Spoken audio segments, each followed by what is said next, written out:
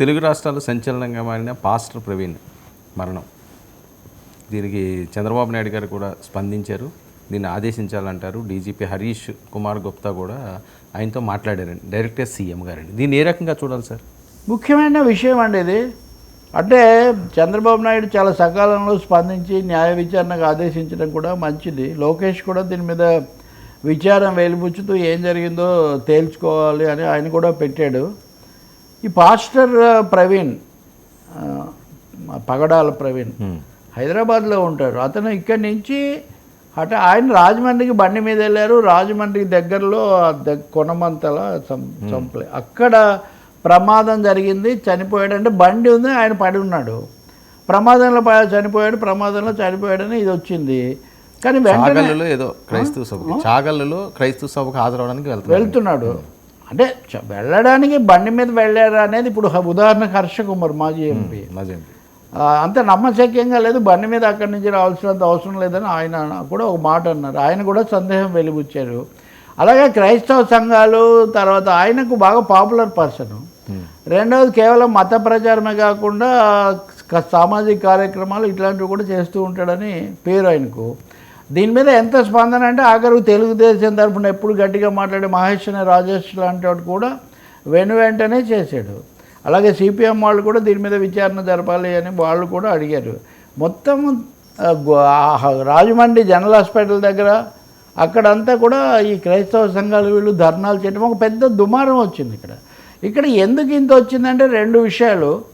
ఒకటి, క్రైస్తవ మతాంతరీకరణ, మత ప్రచారం, అదేదో మహాపరాధం, అన్యమత ప్రచారం, దీని మీద ఒక పెద్ద దుమారం లేవనెత్తి వ్యతిరేకత తీసుకొచ్చే ప్రయత్నం విహెచ్పి లాంటి సంఘాలు ఇవన్నీ చేస్తున్నప్పుడు ఈ సందేహాలు కలుగుతున్నాయి.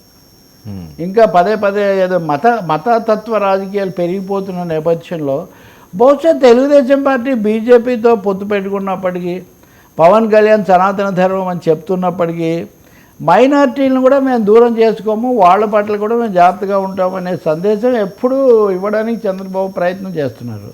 అందుకని ఈ విషయంలో కూడా బహుశా వెంటనే స్పందించడం ద్వారా మేమేమి చగల్లో క్రైస్తవ సభలకు వెళ్తున్నారని, నిజంగా ఆయన బైక్ మీద ఇక్కడి నుంచి అక్కడికి వెళ్ళారా, సరిగ్గా అంత దగ్గరకు వచ్చినప్పుడు ఎలా జరిగింది, ఇలాంటి చాలా ప్రశ్నలు ఇక్కడ ఉత్పన్నం అవుతాయి. కాబట్టి ఇప్పుడు తీసుకున్న నిర్ణయం ఏమంటే ఆ మొత్తం ఆయన రూట్ మ్యాప్ మొత్తం, దానికి సంబంధించి సీసీటీవీ ఫుటేజ్ ఎంత అందుబాటులో ఉంటే అంత తీసుకోవాలి. నిజంగా ఆయన హైదరాబాద్ నుంచి అక్కడికి అలా వెళ్ళారా, అక్కడ ఏం జరిగింది, ఎవరు ఆయన్ను కొంతమంది వెంబడించారా ఆయన్ను అనే కొన్ని సందేహాలు కూడా ఉన్నాయి. ఇది చాలా అవాంఛనీయమైన విషయం. అంటే ఒకప్పుడు మనం ఆలయాల్లోనో ఇంకొకటి ఏదో జరిగిందన్నప్పుడు ఎంత తీవ్రంగా స్పందించామో ఇప్పుడు కూడా అలాగే స్పందించాలి కదా. మతాల మధ్య సంబంధాలు, భారతదేశంలో భిన్న మతాలు, భిన్న కులాలు, వీటి మధ్య సామరస్యంగానూ ఐక్యతాభావంతో ఉండకపోతే కుదరదు. మత ప్రచారం చేసుకోవద్దని రాజ్యాంగం ఏం చెప్పడం లేదు.